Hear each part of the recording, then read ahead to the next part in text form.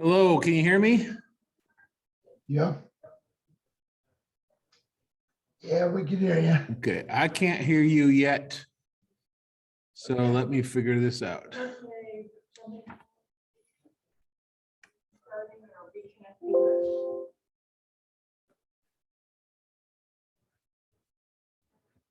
Okay, so Springer isn't gonna make it. Oh, they aren't?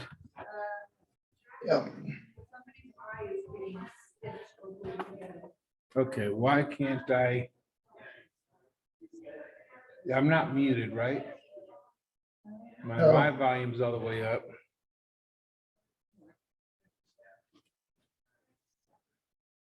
Lily, hi. How do you see us? Good. Sorry, Brad, I don't know. Can you hear me? Yeah, I can hear you. Okay, I cannot hear you. Okay. Not sure why Are you yet. connected to the speakers? Yeah, because we tested that. Well, unless it turned itself off automatically, but we had it. This is the speakers going to there. This one? Yep. We are running. Let me find something and run it real quick.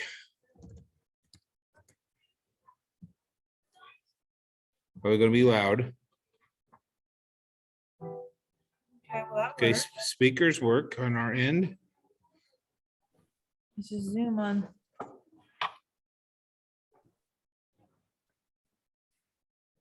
Okay, let me try my phone. What about, I know on Google Meets, I've been connected to the right speaker. Well, we tested it out earlier. I can check speaker things. But it was going. Oh, maybe I have to do a more something. I don't see where you even click. Here for this one? No apps, reactions, breakout rooms. What's this? Yeah. try that one. That's video, right? Yeah. Okay, so do the same thing to view. There. Hey, are you getting on? Audio. Yes, and that should be. So what's this? That's what the real tech audio is going through. I can hear them, but they Yeah, can't this hear is me. going. That's how I knew. We just heard the music playing. All right, sounds good. See you in a sec. Bye. Because I did not want to use.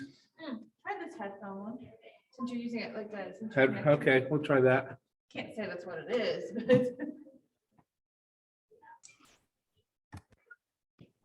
Okay, did that make any difference? I can hear you. Hey, it worked. There we go. I can. Brad, can you hear? I can hear you. Can you hear me now? Yep, we can. All right, there you go. We got it fixed. Whatever we did. Okay, cool. You don't see my face, you see the room, so Hi. Yep. I'll back up. Hey. Hi, Sean. Hi, Brad. Hello. Thank you for coming in a few minutes early. Yep. Make sure we got all these tech things worked out, so. Yeah, that's the hard part.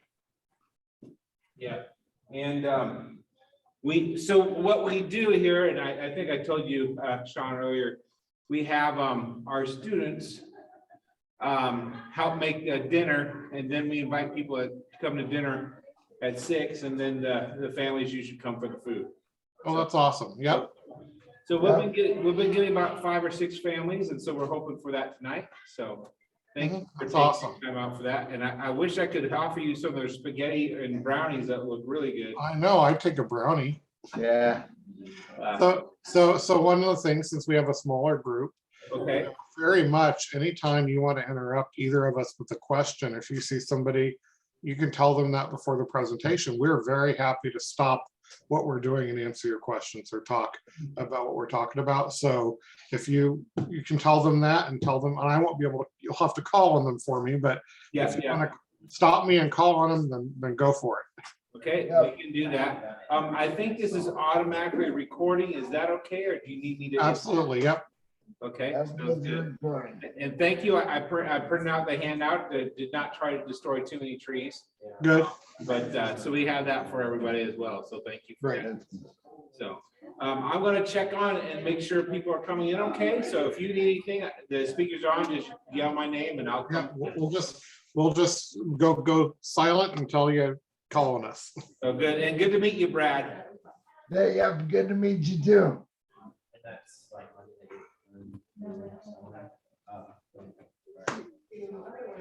We got this, so. Hey, Sean, I noticed your background, the KU is backwards. I don't know what's wrong with that. Oh, it says it's frontwards for me, so maybe, It looks backwards to me. is that better? It's gone now Oh, do completely. you see, is it, Oh, there it is. You got it on the right side. That's better. okay, good, okay, It was upside down, backwards, whatever it was. okay. There you go. I meant to tell you that a while back because you had it up earlier on something Yep. else. It's like, hey, it's upside down. Yep, So yeah, I'm doing good. Doing all right. That's fine. awesome. Well, we'll talk, I'm gonna go mute and we'll talk when it comes up, Yep, because they're all hearing our conversation. So. that's all right. Terrible. Oh, okay.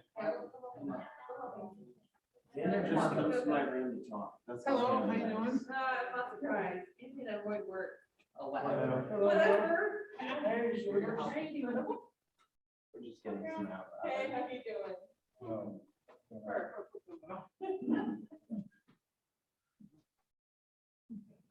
Guys, if you don't mind signing in here on the sign-in sheet, grabbing a name tag. And then there's 2 handouts. You want to do the real name? You don't have to. You can use regular Bush 84. I think that's the first campaign I door knocked. Oh, yeah. Goes way back. Never been the first one I voted for. I don't think I could vote till 88 though. I wasn't quite. Wasn't quite. Yeah, so.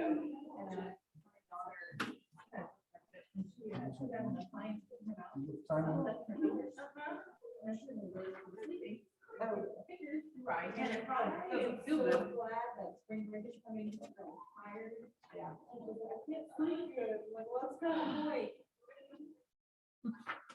Lily, do you want some lemonade? Yeah.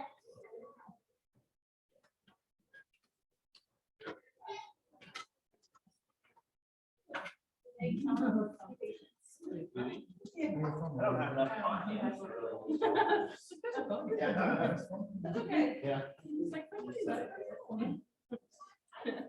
We're going to get that other thing and just sign it.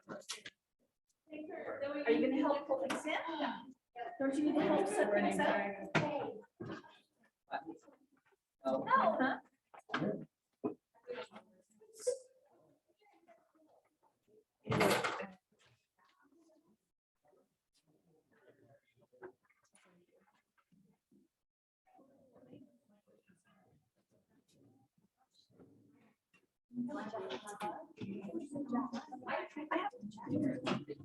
I'll put my jacket over my lap, but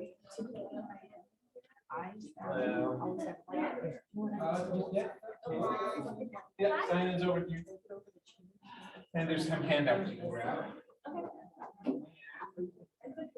I think the first food is out already. Oh, well, that's a sauce. That looks like sauce.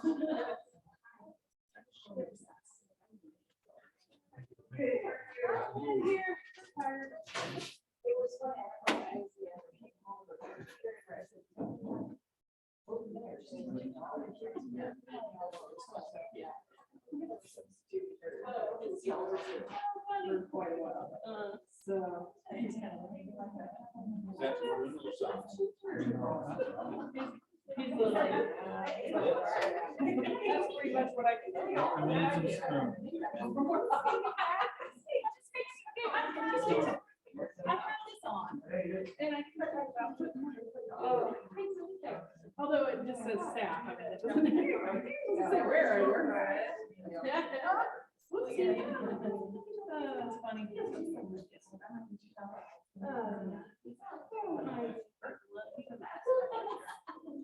Well, I guess I don't need to bring it back. Looks like I already have. Looks like I work here, but.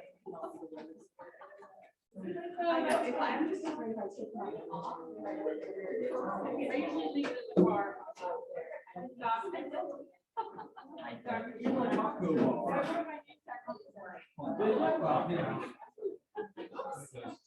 Hey, guys, there is, thanks to Project Life, there is spaghetti and sauce and dessert, and it's all ready to go now. So come and help yourselves.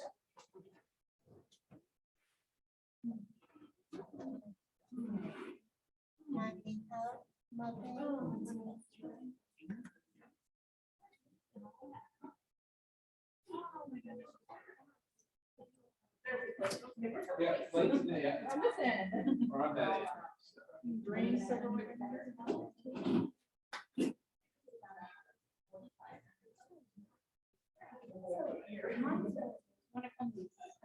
Okay, they all have one in the. Doesn't bother me.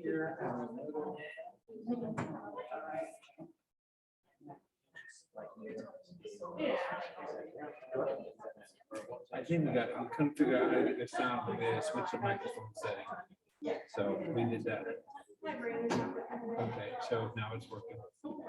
Better go to headphones. Oh, I'd like to drink. I can issue your drink.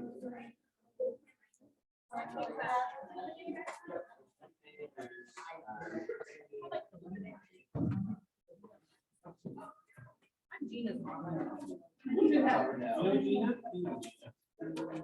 Well, I was gonna say, But I don't go. you don't go over there.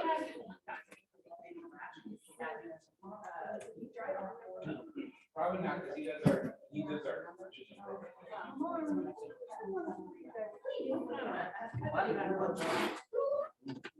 You want to find me?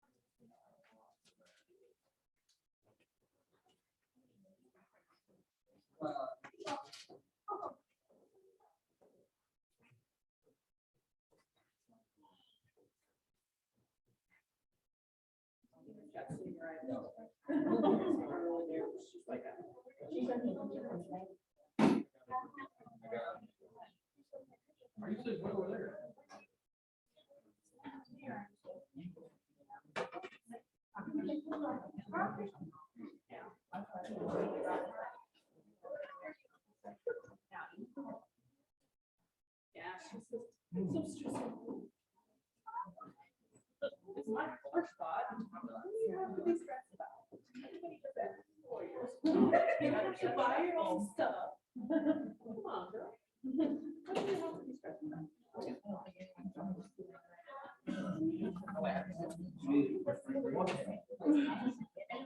How cookies, Mom? And then we'll just.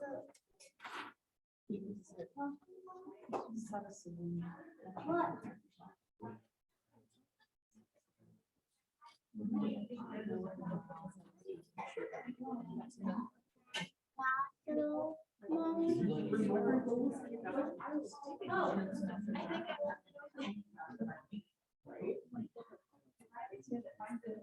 Hello, Mom.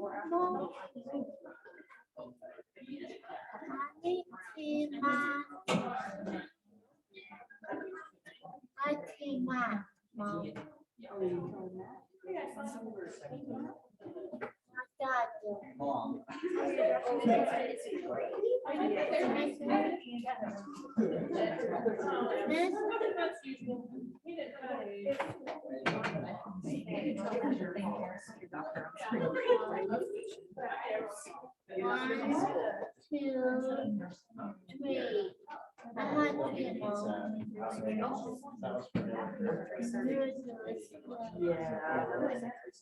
Now Ryan cookies, Mom.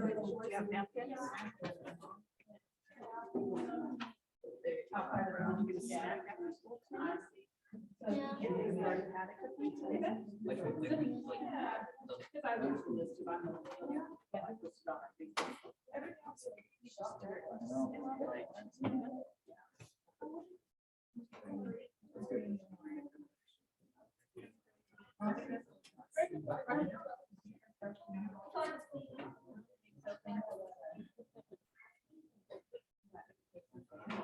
Yeah.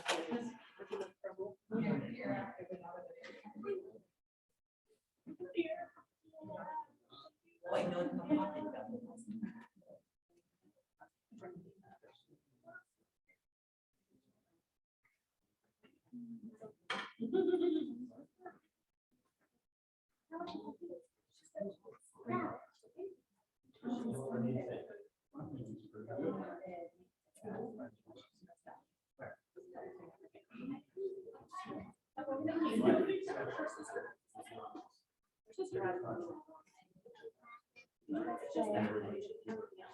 But she's doing.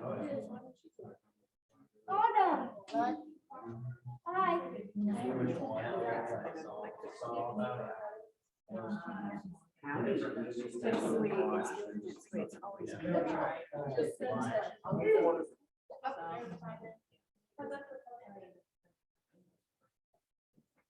Yeah.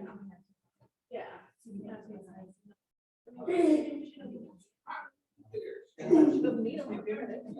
Bring them on with you? You ready? Okay. Mama said she had coffee.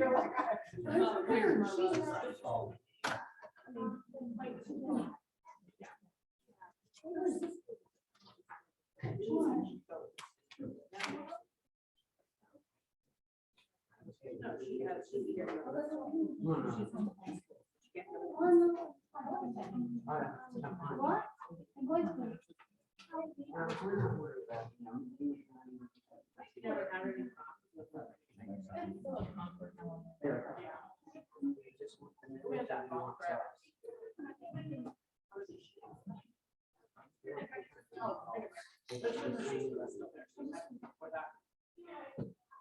I don't think.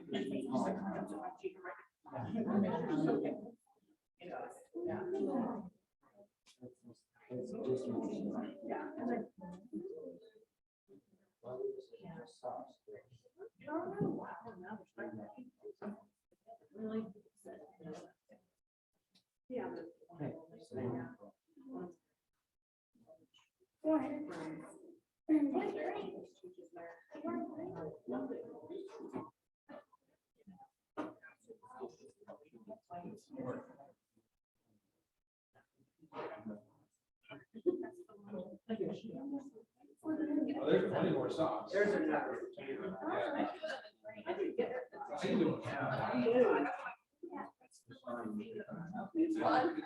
Yeah. How you doing, young lady?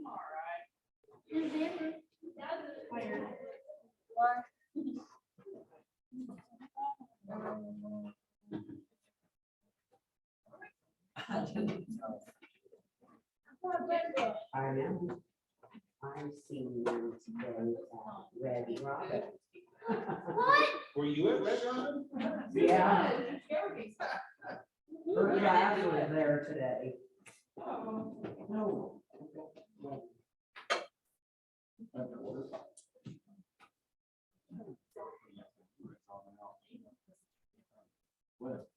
Oh, well, she was right. Oh, it is? Oh, cool. Yeah, oh, my girl. Oh, it's so tiring that we found three. South side. Everything is. Yeah, Jersey, yeah. Did she not call the message? Did they really care? Did you like it?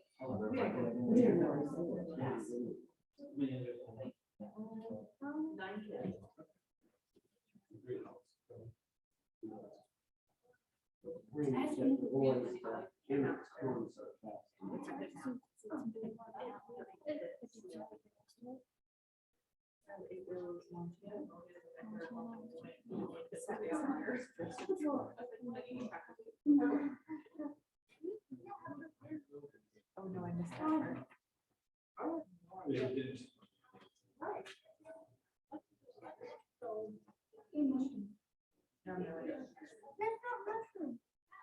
Okay, that's.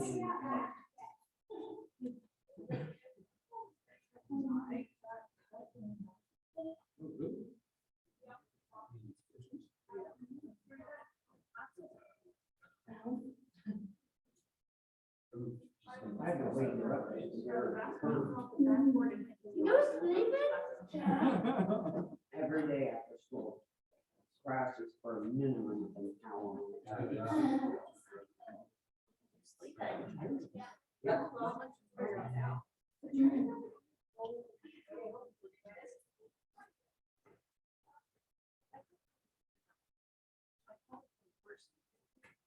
Mhm.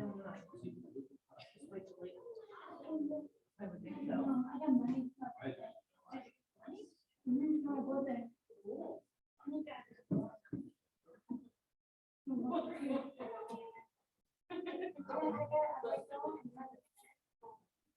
Okay. Implemented now, Missouri Swindler. She got it, so I haven't been shocked. I got money too.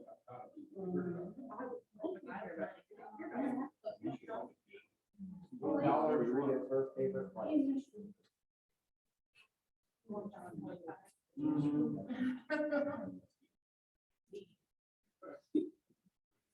Are we too loud out here?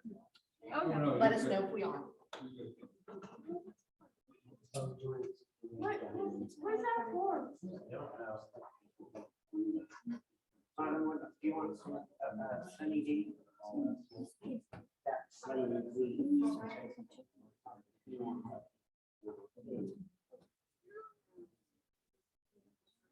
Okay, shake that.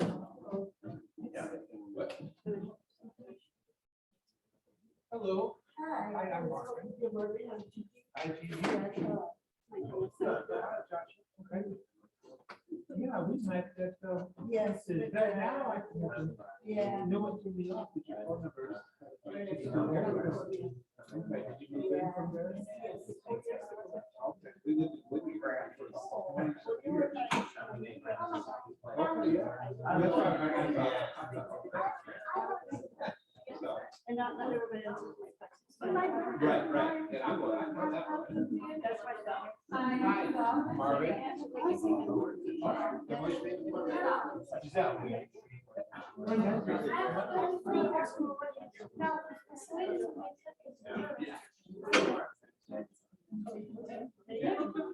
We can sign in there. Yeah, yeah, you can sit there as long as you can see the screen and say whatever you want.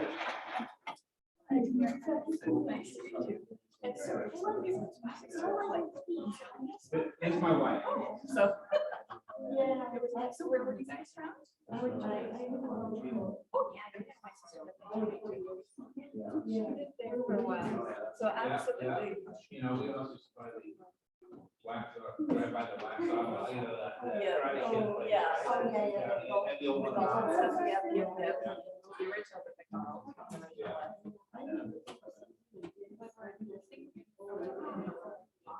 Maybe for dinner, we're gonna do.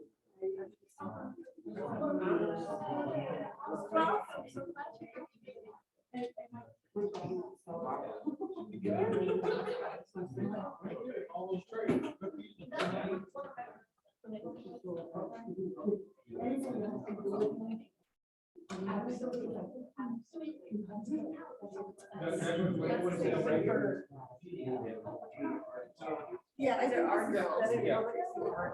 And these are our girls. This is my daughter. Lily. Lily, say hi. Oh, she's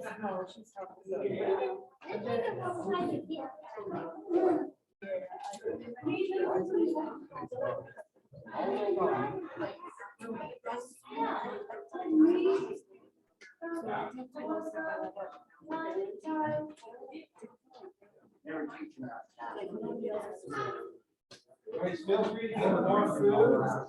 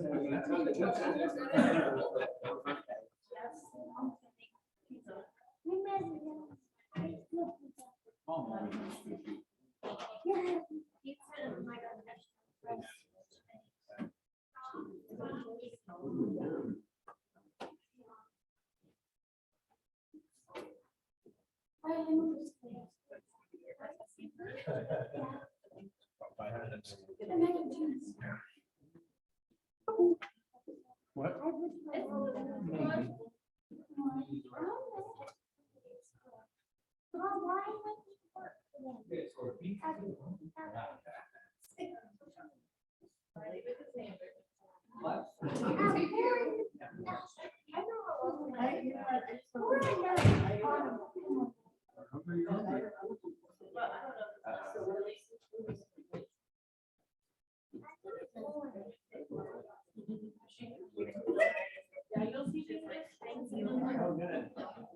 Oh, good. Yeah, oh, my classmate. What?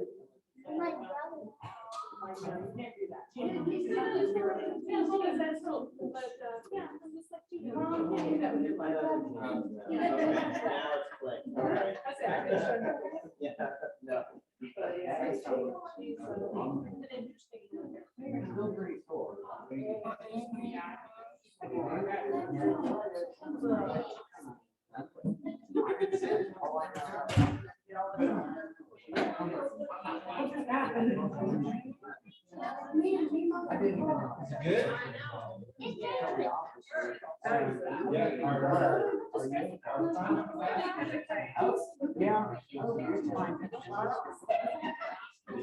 Hey guys, how you doing?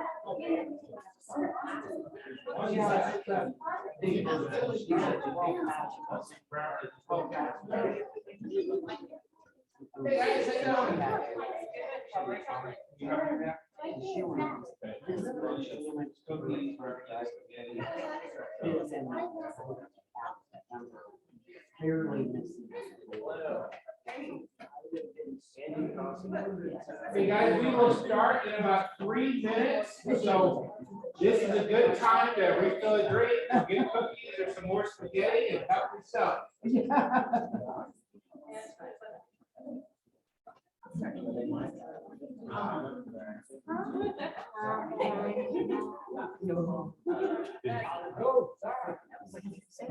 Okay, probably just maybe another cookie.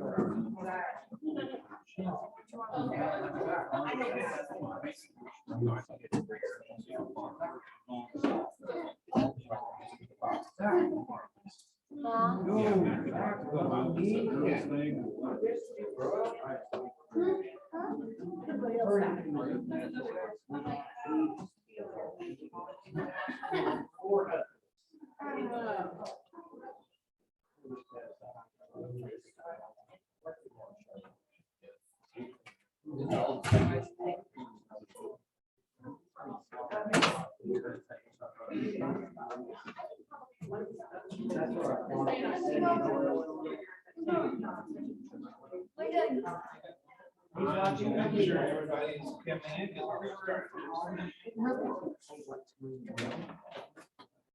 we're starting.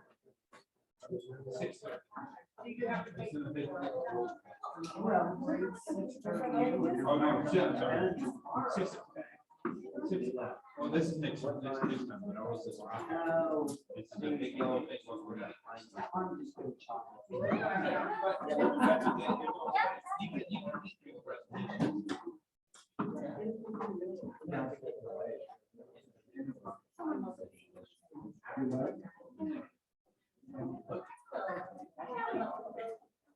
Hey, good evening, everybody. Thank you for being here. I want to welcome you. We are going to formally start our presentation so that we are fair to our guests from KU.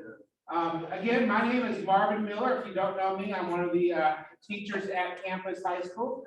And we have 2 other teachers here, Ms. Sexton. Everybody probably knows her. And Matt Hoffman. Can you stand up and wave? Matt Hoffman leads our Project Life, transition to Life Independent Living and Work program. Their students were the ones that made the cookies and the spaghetti and the songs and all that today. So most of them don't look like they're all here tonight, so they'll probably have some of this tomorrow, I'm gonna guess. So anyhow, I want to bring your attention to a couple things before we start. If you did not pick one of these, our next month meeting is April 12th, 5 weeks from today.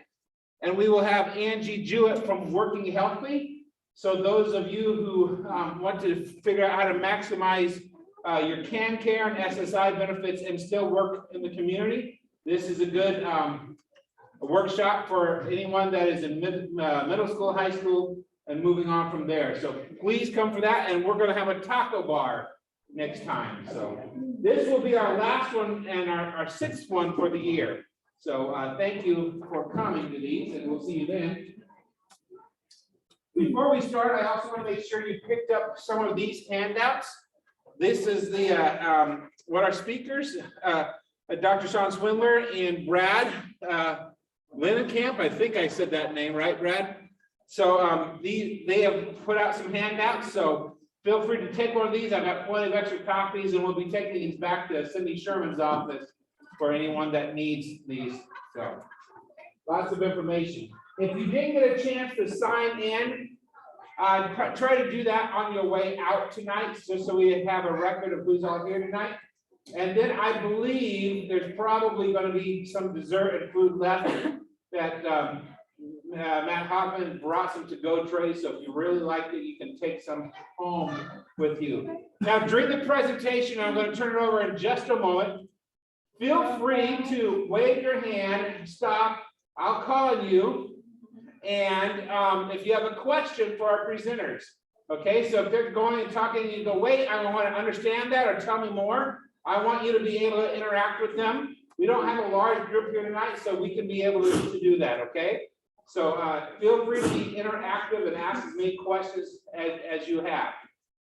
With that, I'm going to shut the door and feel free to get cookies during the night. And I'm going to turn it over to Brad and Sean. So thank you for being here. And I need to be able to share my screen. Okay. Forgot to cover that earlier, so make me a co-host.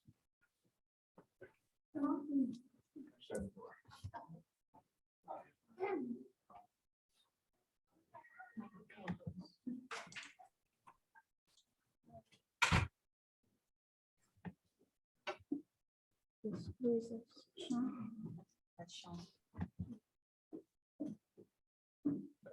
Up two more. There you go.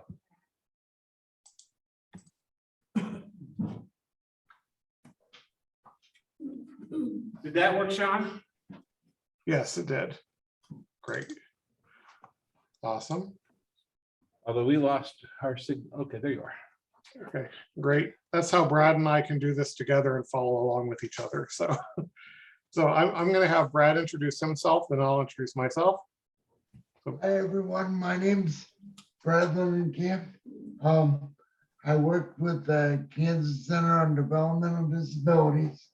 I am the community liaison, and my background over the last 20 years or more has been more with self-advocacy and just being working with other people with developmental disabilities. And now that I've come over to KU, I am now a research assistant. I help with the many projects that the Kansas Center on Developmental Disabilities does. And I'm glad to be here tonight to talk to you about supported decision making. And I do want to say one thing real quick. I am a person that myself that uses it as well. So if you guys have any questions, just fire away, and between Sean and I, we should be able to answer them pretty well. Thank you. Excellent. And my name is Sean Swindler. I'm with the Kansas University Center on Developmental Disabilities and the Kansas Center for Autism Research and Training at KU. I'm also the parent of a 20-year-old with an intellectual disability and autism. And so we're right in the middle of this transition and this discussion about guardianship and what happens. So we'll be talking about that. Dr. Evan Dean could not be here tonight. He is literally in Iceland. So he just couldn't fly in for this. So anyway, I will turn it over to Brad, and Brad's going to talk a little bit about kind of our key topic, which is supported decision making and what that is. So Brad, go for it. And I will add a little bit more to this along the way, but this is the basic purpose of what supported decision making is. It is the process whereby a person with a disability is enabled or empowered to make and communicate decisions with can you go up, Sean? With respect to legal matters. All right, hold on. With respect to legal matters, thank you. And then a lot of this, we're going to talk a little bit about guardianship as well along the way, and we're going to talk about the two and the differences and why there has been a big push lately, not only here in Kansas, but in many other states, to provide another option other than guardianship for people to make an agreement with, and that the person that is being supported is the one that's being listened to, and that they are respected and their wishes are hopefully being met. So and then on this one, can you make that bigger, Sean?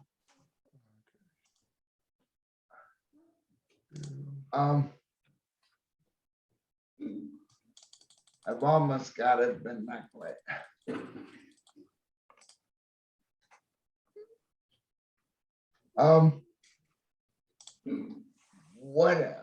Thank you. What is supported decision making? It's making decisions that also increases opportunity to exercise self-determination. Self-determination means is making or causing things to happen in your life.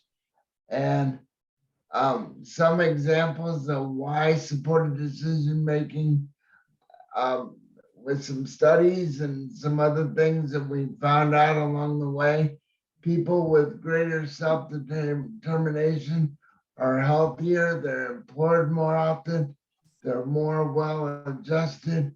And if you could read the last one there for me, John. Are better able to recognize and resist abuse. Thank you. So, and these are just some things, and as we do more research, we're finding out more benefits along the way as to why supported decision making is as beneficial as it is. So why we're all here tonight is to talk about for our kids who have intellectual disabilities and autism, and we know that they're going to need some support as they move forward. How is the best way to do that? We know as a baseline that regardless of a decision about guardianship or no guardianship, that putting our kids in situations where they can exercise self-determination, they can make choices, they have support to make choices, they have support to make bad choices and recover from those bad choices, they are able to succeed, they're able to make mistakes. We know through all sorts of research that people who have those experiences that actively decide what they're doing every day end up living their life healthier, and they're going to be more successful in employment. And again, they're better able to recognize and speak up when things aren't right. So that's our goal for all of our kids, is to be able to be self-determined and to be their own person in the world. Yes.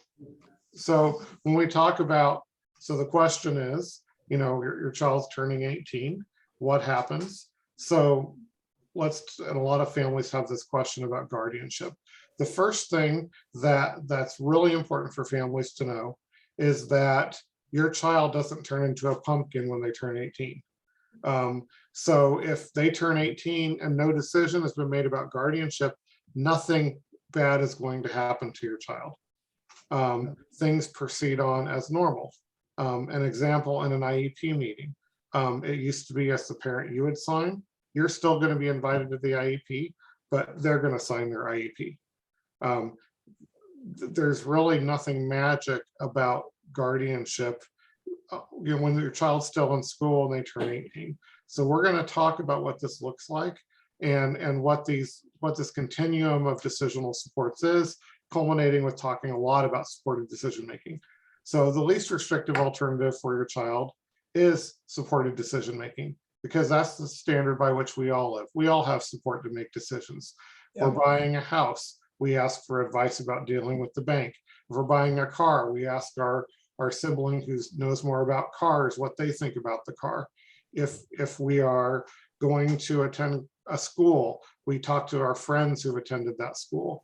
We work with other people to be supported. If we go into the doctor, we have often, even as 40, 50, 60-year-old adults, we might have our parent go with us who's been through some of that and knows us really well and can give us advice. Our spouse may give us advice. A friend may give us advice. So we all use supported decision making, and it's recognized as how we get through our lives as adults in our society. That's the least restrictive alternative for people with disabilities. And so one of the things we want to talk about is, as you start considering guardianship and some of those things, the more layers you put on from this least restrictive point, the more legal stuff's going to be in place, the more money you're going to pay attorneys, and the less rights your child is going to have. And if something happens to you, it's going to be presumed that that child needs that level of support, and other people will step in if they're not designated. Um, So we're going to talk a lot about support decision making now, but I'm going to talk about this other end, this guardianship piece, and what that looks like. So there's some myths about guardianship. First of all, we talked about that parents need guardianships once their child becomes an adult to access school, medical, legal, and other records. There are all sorts of ways to do that without you actually being the person's guardian. Parents have to have guardianship because their child's still in school and they have to go to IEP meetings. I've worked with families for years and years, and I've never once known of a school district that excludes parents from a child's IEP meeting after they turn 18, even though the child's the legal decision maker. All that has to happen in almost every instance, whether you're at the doctor or at the school, is you have to sign a release form and you're covered. Guardianship will protect people with IDD from financial, physical, and other abuse. As we've talked about, our research shows that people who make their own decisions are much more protected. And there are already dozens of laws on the books that protect people from being exploited financially. Somebody steals your debit card and buys stuff on it, you're only liable for the first $50 or nothing when you report it to the bank, and that person is a criminal liability. So having a guardian doesn't protect you from financial, physical, and other abuse. And it's also doesn't protect your child from other things in society. I'm going to give a couple of examples. If your child is 18 and has has a lot of behavioral support needs, or maybe they don't understand how things work sometimes, and they get in legal trouble, they shoplift, something like that, having a guardian will provide exactly zero protection from the legal system. So the fact that they have a person with IDD that has a guardian, that they will still face the full consequences of whatever legal trouble they get into. So if they shoplift, the prosecuting attorney doesn't care that you're their guardian. You're their guardian. They're still going to face those same consequences.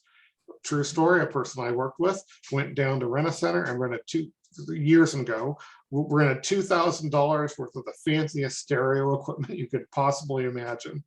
And he signed his name to that, and he was over 18. And even though he had a guardian, all that stuff got returned, all this kind of stuff. He still had to pay all the penalties and all of that. You said you were going to rent this, you still owe 1 month, you still have, that was all in place. Now you could have probably paid an attorney thousands of dollars to take them to court and maybe get a ruling of some type, but that's probably not going to happen in most situations. Having a guardian doesn't protect you from those kind of things. And finally, if your child has a guardian, if your child turns 18 and you get guardianship, it's actually not easy to remove guardianship. You actually have to go back to court, and it's not always a done deal. Likewise, because you've told the state and the judge agreed with you that this person lacks capacity and needs to have a guardian. The nightmare scenario is that, and I'm a parent of a kid with an intellectual disability, is that something happens to you and your spouse, and you're suddenly gone from the earth, and your child is 22 years old with a guardian, and you were their guardian, and there's no succession plan. What happens is the state says this person had to have a guardian, and they appoint somebody to be their guardian who doesn't know them. Now, there are wonderful people that do this and all that, but your child would be much better off in that case if they have capacity to speak for themselves and all that, to be their own guardian and to that. Because remember, when your child's their own guardian, whether it's the school system, a doctor, or the service system, they are serving your child the same way they serve you, because you're a legal adult who's their own guardian. And that's the best status to have going into any situation. So the other thing, guardianship law in Kansas, really the law itself says that it should only be used as a method of last resort and only considered after all these other things in our continuum have been tried. That's not what happens. A lot of times what happens is kids turn 18 and it's automatically assumed they have to have a guardian. And so the reason we're concerned about this is that Kansas is one of the worst states in the country for the percent of people with intellectual disabilities who have guardians. About 73% of Kansans with intellectual disabilities have a guardian. In other states, not even other states on the West Coast or the East Coast, other Midwestern states that are demographically similar to Kansas, there are only 30 to 40% of people have guardians. We overuse guardianships in our state. And so this is part of the message that we're trying to deliver, that you really have to think through this. And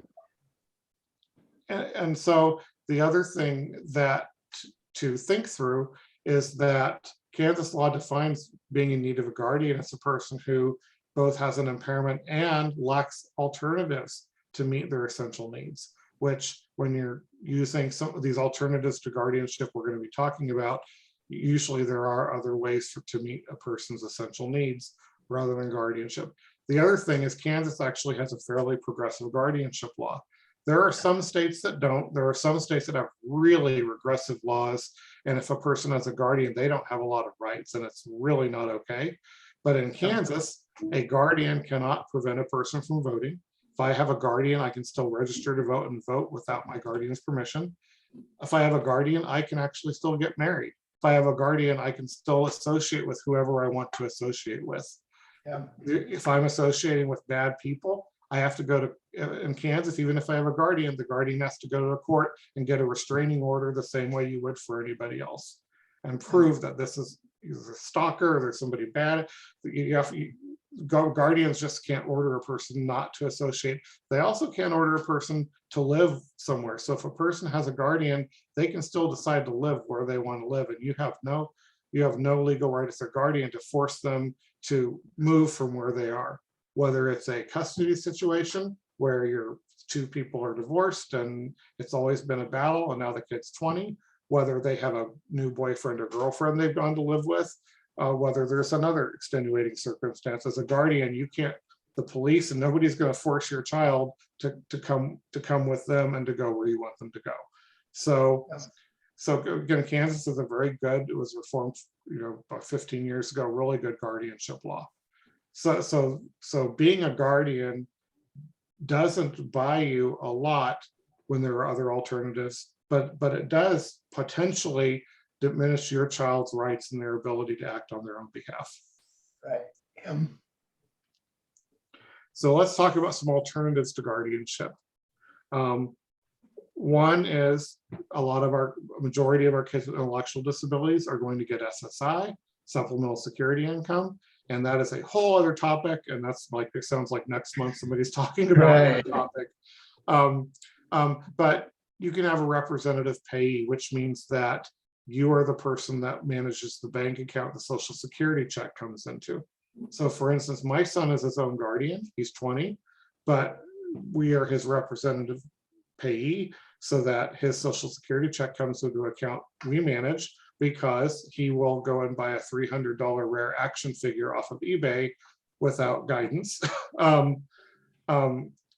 So we manage that account with him, and we help him make decisions about that money, but he can't just impulsively buy something off the internet, which he has demonstrated multiple times he has done.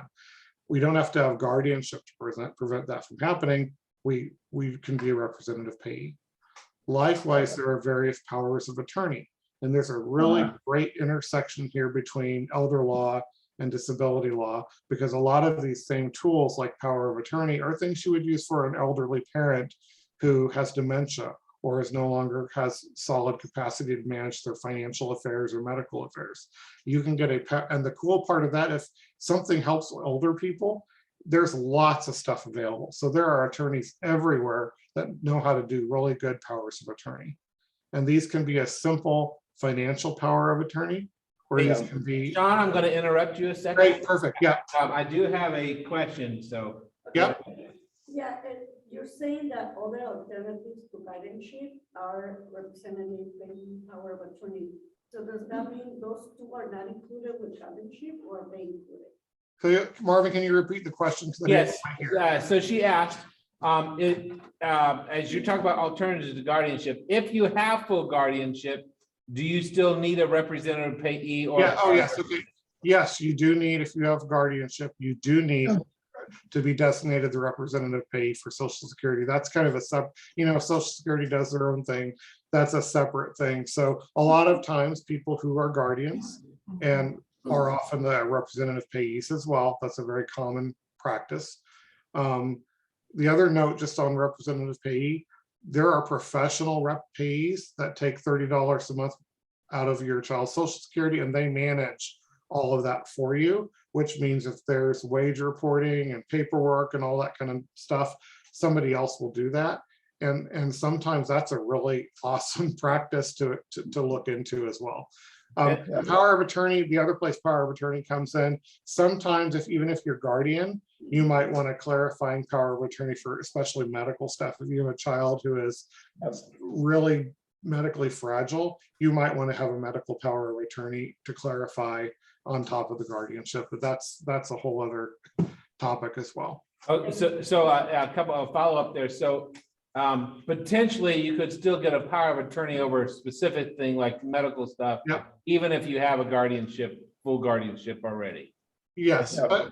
but there's also such a thing as limited guardianships where you could be their guardian over certain things. But the dollars and cents of this is where we're getting into some dollars and cents, is that we talked about this this continuum. It gets more expensive as you move through the continuum. Supported decision making is free. A power of attorney is going to be a few $100s to work with an attorney to prepare that for you.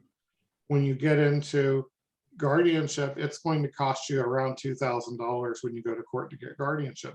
Now, a lot of families that don't have that money and they call in a panic because they say, how am I going to get $2,000? They tell me I have to be my kid's guardian, and you do not have to do that. No, Especially if it's a financial hardship. You are much, again, we're going to talk about extenuating circumstances, but most of the time you're much better off taking that money you spend on guardianship and investing it in something that's going to benefit your child instead. Thank you, Sean. I got one more question. Sure. Well, it's kind of along the same lines, but, okay, if you have guardianship, do you also need the power of attorney, or even if it's limited guardianship? Does any of guardianship include power of attorney? Yeah, I mean, it does. It does. It's a clarification for kids who are medically fragile and have a lot of hospital stuff. yeah, You got their guardianship paper, you might want to have a POA, a medical POA as well. That's the only circumstance where that's going to come into play. Usually, if you're their guardian and you go to the doctor, you go to the ER, and you prove that you're their guardian with the paper, or if they've seen you and you're in the system, you're good to go.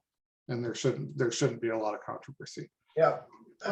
Where I go with that though, is that even in ERs or surge plan surgeries, even if your child has a guardian, they have to get assent to do that surgery. So even if your child has a guardian, my son just had knee surgery, he doesn't have a guardian, but they say, may we do this operation? And you're gonna have to sign that, yes, I want you to do this. They're gonna get assent. And if you have a child who you're guardian for, and they're in the doctor's office and it's not a life-threatening condition, and they say, can I do this operation? Your child says, no, I don't want you to touch me. They won't touch them. So again, having a guardian doesn't allow you to force a medical practitioner to do something they wouldn't do normally. So, But if you had a power of attorney for medical services, that would clarify that and perhaps. that actually wouldn't help. You still have to get a Okay. So if a person says, no, I don't want this knee surgery, or no, I don't want this operation, they won't do the operation. That wouldn't, so just now if it's in their medical interest, if they're dying on the table, there's different standards that they have to follow, of course, but generally, that person still is involved in the decision making of their healthcare. Yeah, So we actually, there is power of attorney for healthcare. You're right. And there's also conservatorships, which is simply that I'm going to manage that person's financial stuff, which means that their bank accounts, for instance, maybe I'll manage because my child may spend recklessly or not pay their rent, or may buy things they're not supposed to buy, or could be easily influenced by somebody else. Again, you don't have to have a guardianship to have a conservatorship. My son's only 20, but I would anticipate as he gets older that we are probably going to have some sort of conservatorship with him, because again, he likes to buy things online and hasn't demonstrated so far that that's going to stop. So but No. you can get we don't have to be his guardian to be his conservator and to help him manage his finances. No. So I'll have Brad take this one. Yep, I got it. Some decisions that not always stay. One of the things I like to say when talking about supportive decisions and the decisions that we all make is that people with IDD and their families must. Can you move that up, Sean? I can't move it at all. Let me move it here. Okay, I gotta move down here. Okay. Yeah. People must plan for these changes so that decisions can be made even in a crisis, because one of the things that I like to say is that nothing ever stays the same. And so some of the things and the decisions that I made when I was younger are much different now, because my health is still good, but my mobility is not as good anymore. And there's some other things that I really have to watch out for. One of the things that I really have to watch is that I fall a lot more often, especially when I'm doing transfers and stuff. So there's just a whole lot of other things that goes along when you're making decisions. The other part is it is important to plan for the future ahead of time, so that if you lose the ability, people will make sure that your wishes are honored. We all know that that day may come where I cannot make those decisions anymore for myself. So I've already planned to designate a couple people for myself to make those decisions. And that's just like for everybody else. We talked about financial decisions and medical decisions, and then the other area is end of life decisions as well. I've already discussed it with people, and they will honor my wishes when the time comes. So those are, that is, and then the other part to that is that supported decision making needs to be reevaluated as the person, hold on, I gotta get this out of the way. Experiences more skills and better decision making. So even with supported decision making, it's not set in stone. Things change as we get older. I have some people, I have somebody that will occasionally help me with my finances as well, because at times I will, not always, but I'll get impulsive and I might go buy something. And then I find out later that, oh, I didn't have enough money to pay a bill, or this was many years ago, but I also run into that same issue where you get a little spontaneous. So you needed somebody to help rein you in at times. So it's all true for not only people with disabilities, but we all need some sort of support in the long run. And the good thing about supported decision making and all the other supports that are available is that it can change as we get older as well. And the thing that we want to point out about this is that when a child 18 or 19, when a guardianship a lot of times is discussed, I can tell you most of the folks that that are in special education services, things like that I've known. When they're 18, they're very different people by the time they're 25 or 30.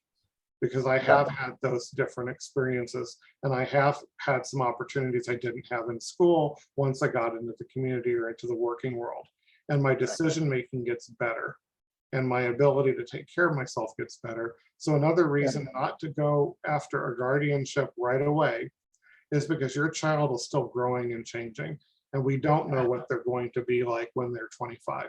And they very well may be a different person, and we don't want to take rights away or diminish their capacity until we really have to do that. And we have all these other tools we can use, like powers of attorney and conservatorships and things like that, before we go to that ultimate step of becoming their guardian and taking those rights away from them.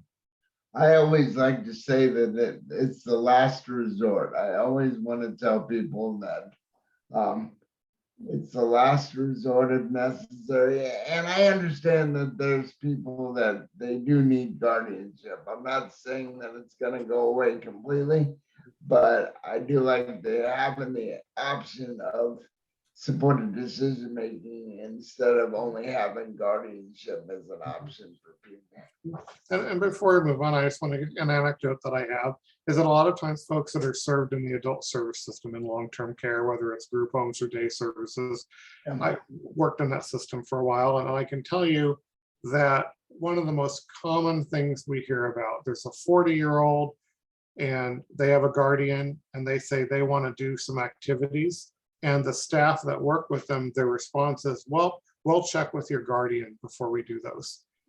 That's one, not the intent of guardianship. Guardians can't prevent or tell somebody what they can do. And that service provider shouldn't be relying on the guardian to give people permission to do different activities.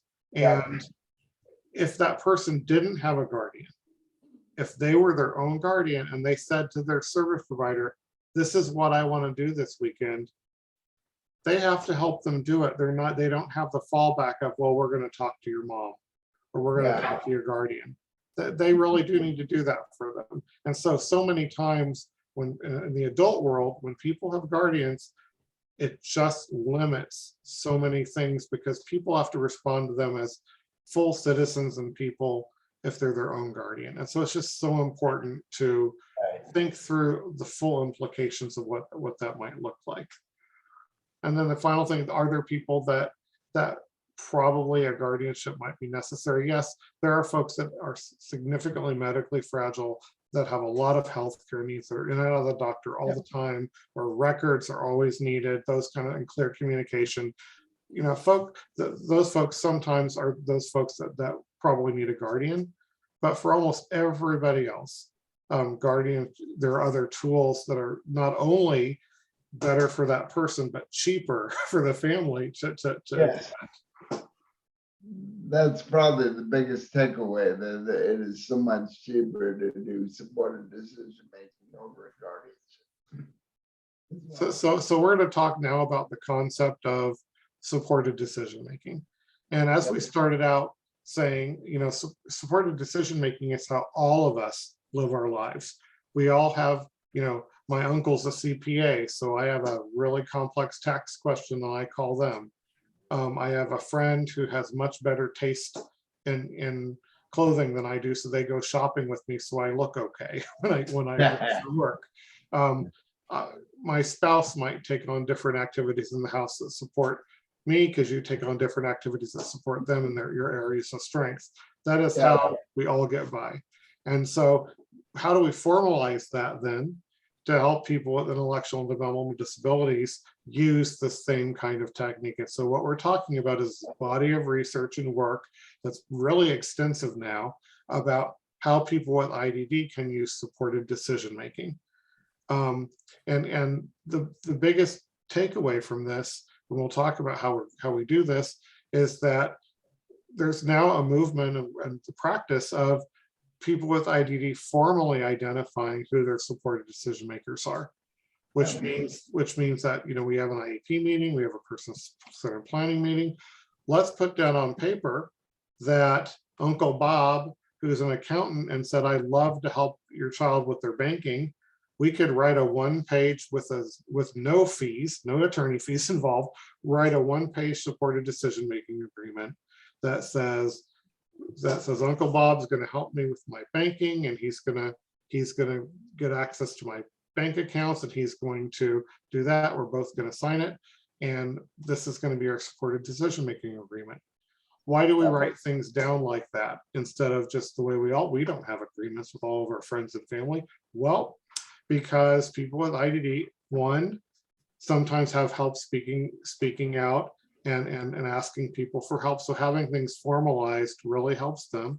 Two, if they have supports from long-term care services, it helps them know who those supporters are. Three, it protects people from exploitation because it's written down on paper. There's a paper record that Uncle Bob is the one helping me with my bank account. So if all my money disappears, we know to talk to Bob first. And then as we'll see, there's some legislation pending that would then have penalties for exploiting somebody in that kind of agreement, those kind of things. So we're talking about this real research proven technique that now if we can actually get it down on paper and help people do this formally, can really help people be a part of the community with those kind of supports. Right. Those kind of supporters are people who are good at explaining options. They can explain good and bad things that can happen when I choose a particular option. They can rephrase information. We all have friends who are really good at medical stuff, and they might go to a really important doctor's appointment with us to help us listen if there's going to be a major medical thing. Communicating the person's decision if the person asks for support with communication. One of the biggest arguments we hear for guardianship is, well, this person is nonverbal or they are limited verbal ability and they can't really speak for themselves. Well, we actually know that people who are nonverbal absolutely can speak for themselves. They just need assistance in communication. And so just because you're nonverbal doesn't mean you can't speak for yourself or you can't have somebody help you speak for yourself. Yep. So Brad, I'll have you take this one. Yep. Some other areas of supported decision making that, and a lot of these that I use as well. There are natural supports. I have quite a few friends of mine that I do not pay to provide supports for me when necessary. You have family members, you have friends, coworkers, people from the community. I am one of these people that is always out in the community. I don't know, I can't tell you right offhand how many people know me around Lawrence and other places as well. So I reach out to them when necessary. I also have some paid supports because I do have attendants that come in on a regular basis as well. And then I've also got professionals, doctors, and other people that I work with as well when it comes to certain issues.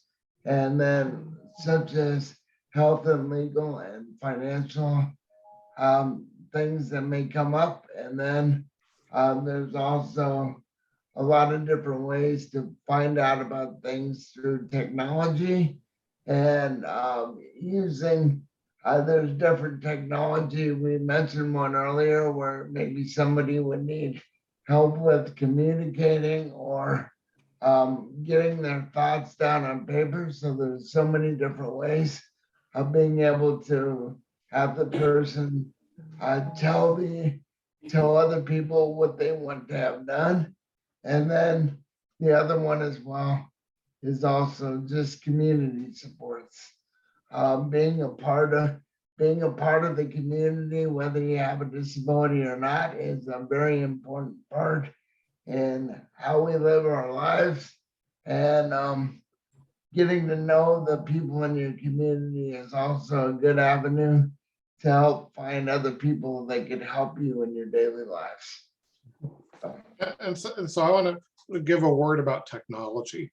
And some people say, why was supported decision-making suddenly becoming a thing that's going to be legally recognized, things like that? Well, technology is a large part of it. So I want you to think about the world we live in now. how many people have a child in special education or are a special educator, and you have had kids work with the plastic coins to learn how to count money and make change? Right. Well, is that a necessary skill anymore in our debit card world? No. People barely use it. And during COVID, people stopped using cash because people wouldn't accept it in some places. So we now live in a world where my child, who probably can't recognize change or money or understand, can still have a debit card with a limited amount of money on it that they go and they purchase something with, and there's no danger of them being exploited, because the worst that's going to happen is somebody's going to charge $20 instead of $17 at the grocery store, because that's all that's on the card. Yeah. We have, if you remember 15, 20, or even 10 years ago, kids who needed augmentative communication devices, and they had these big, boxy, bulky devices that had these cutouts you put in, and and you had to program it and all. And now I have an iPad, and it does all of the same stuff for about 1/10 of the amount of money, or even less than that of money. What's my plan for when I need behavioral supports in the community? Oh gosh, who can walk around with the clipboard with a plan? Well, it's on my phone. Yep. When something happens, what do I do to support the person? Who's the supportive decision-making person that's going to work with this person? It's on my phone. There's no reason for folks not to have that technology where they can communicate, where they can hand people electronic documents or devices that have all of their information on it, that do all of these things that we used to have to work around for people who may need support. We now have technological supports that do all that. Even the simple act of having a telephone that you can have with you when you're in a store. And my phone, it's an iPhone, I have the picture of all the 3 or 4 people that I might need to call right there. A large number of our kids can use that just to say, hey, where are you? I think I've lost. That didn't used to be the case. So our technology has grown to the point that how we're supporting people with developmental disabilities is changing in our world. Definitely. So that brings up, we have a bill, there are over 30 states now with supported decision-making bills. House Bill 2122 is about supported decision-making. And basically what it does is it says that I can make these supported decision-making agreements on paper. So I, as a person with a disability, can write something up and say that says Uncle Bob is going to help me do with my accounting and with my bank accounts, and you and Bob are going to sign it. And if Bob for some reason takes advantage of you, there are penalties. There are also instructions for financial institutions and doctors and other people that this is going to be coming, and this is something that needs to be honored. So we are putting in the hands of families and self-advocates a tool that they can use without going through an attorney, without going through a judge, that is going to give them the same right that we all have to have supporters with us and to help us with things. And so we are expecting, there have been a couple of hiccups, but we are expecting this bill to pass and that this is going to become law. One of the cool things that then comes about from that is there will be examples online that you can draw from, where you take a paragraph and there's my financial supported decision-making agreement, and make sure everybody has a copy, and you carry it in your phone and you're good to go once this becomes a standard practice. It's super exciting that we'll be able to have that. And there, once this bill gets passed and we see the final regs and all that, there will be a lot more information on that about how to use this very specifically in Kansas. And the other change, recent change, that this is a good example of change, is if you've heard of ABLE accounts.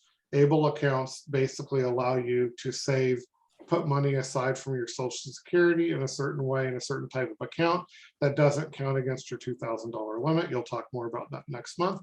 But years ago, we had these nonsensical, gigantic things called pass plans, where you would have to get permission from Social Security to save $100 a month to work to buying a van.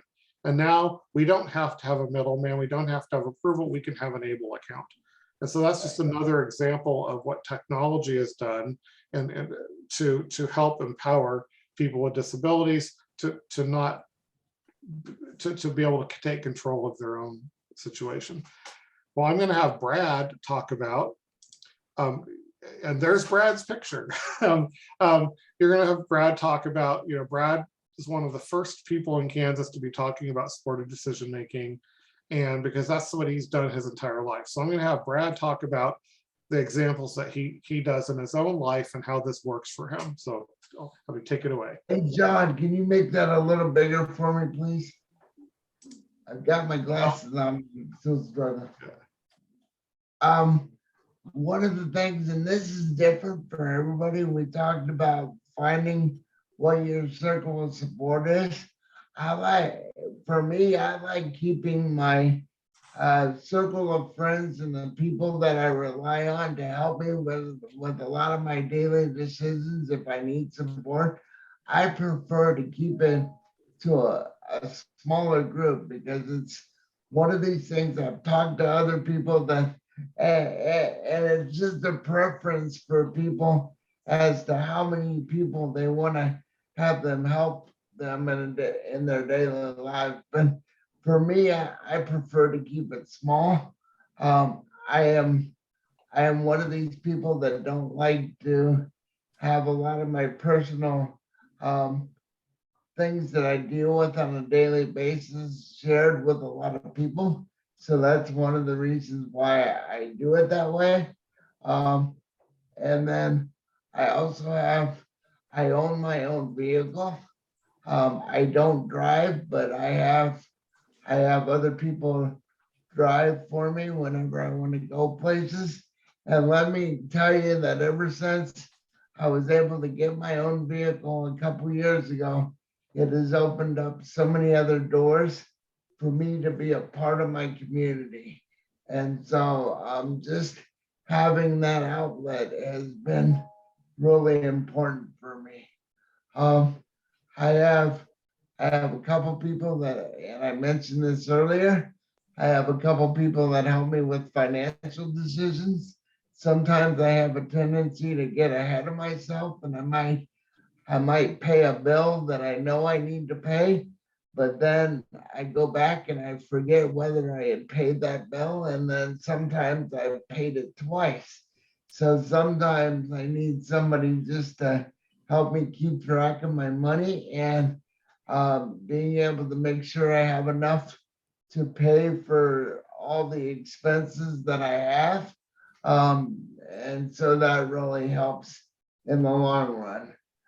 When it comes to other types of decisions where I need to get feedback, I may talk to them all at the same time, because a lot of my friends and supporters have different strengths that they're good at, and I may talk to one person about my finances. I may talk to another person that, say, for example, I was in the market a few years ago to help try and find me a new van, and I needed somebody to help me do some looking, because I was afraid that if I went out and just started looking for my own vehicle, that I would probably end up just buying the first thing that I saw, and you never know what you can run into with problems with that down the road. So it's always good to be able to get feedback from the people that really know you best. Where am I at, John? You switched on me here a little. Yeah. Let's see. How you approach supported decision making. What? Say that again. How you approach supported decision making. I supported, and just one of the ways that I really like to do it is that, and I mentioned this earlier, I talk to people that I know, and once I gather the information that I need, on a specific thing that I may be dealing with, that's when I make an informed choice. And I like to run things by people before I do that sometimes. And sometimes I'm really locked in and I know what my decision's gonna be, and I just go ahead and do it as well. So, so everybody's different in that aspect, so. And there's no, I want to say this too, and I think we said it earlier, but I could say it this way. There's no wrong way to do supported decision making. It just depends on what works best for you. Mhm. So.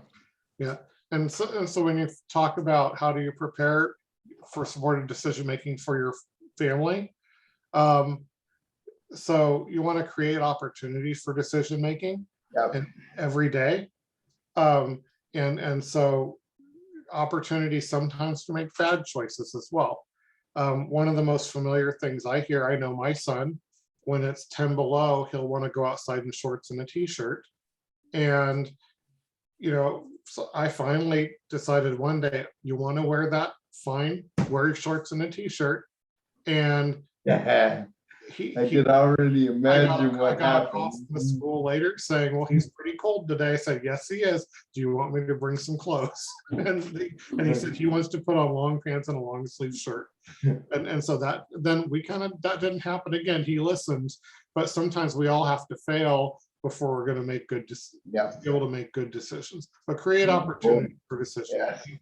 The other thing we talk about, like in employment, I get a job stocking shelves at a grocery store, and my boss told me to put stuff in the shelf and it doesn't fit.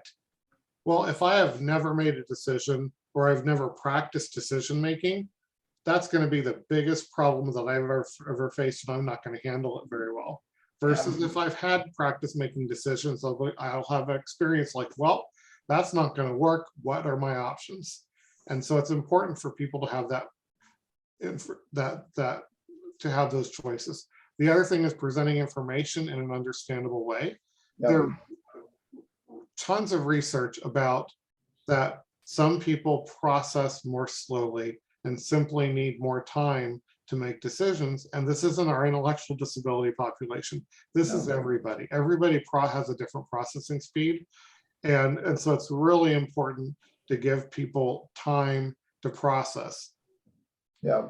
If somebody's never been someplace before, sometimes our people with autism and IDD don't have the social imagination to conjure up what could this possibly look like. So it's really important to give people visual information, to play somebody a video, to give people enough information so that they can make a decision. The other thing is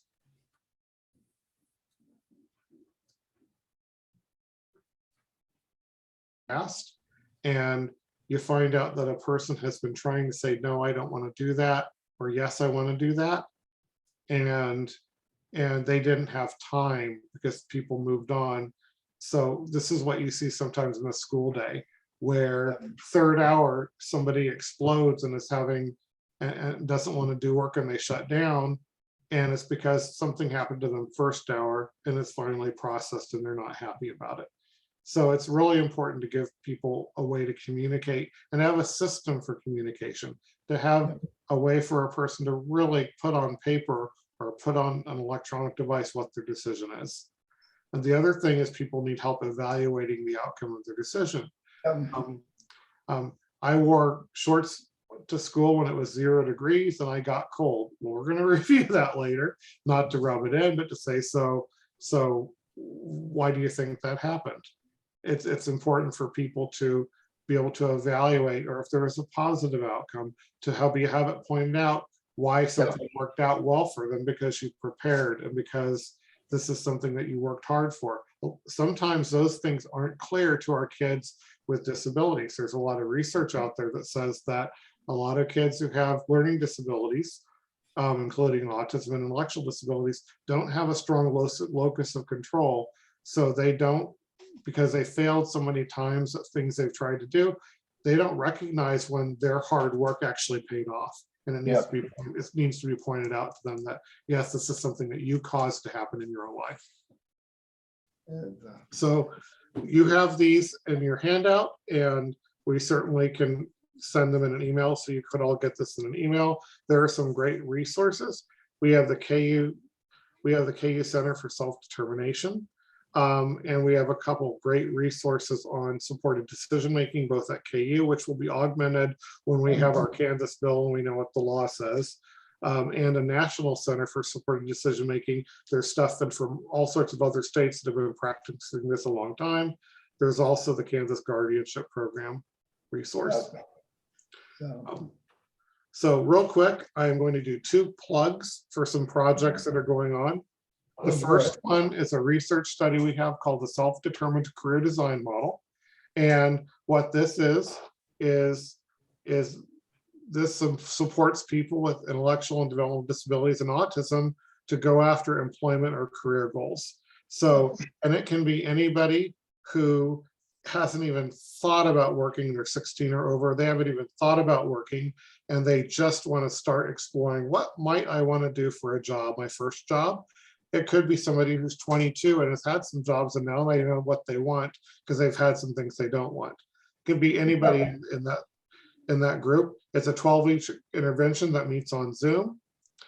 And what happens is you work with a trained facilitator to set a goal, take action on a goal, and then adjust that plan and do it for several weeks so that you can kind of refine that goal. It's the process we all use when we do goal setting. And it can be a very small goal. I am interested in working in the sports field. Well, could I explore what jobs there are in sports? Oh, there's a job at the local store that sells sports memorabilia.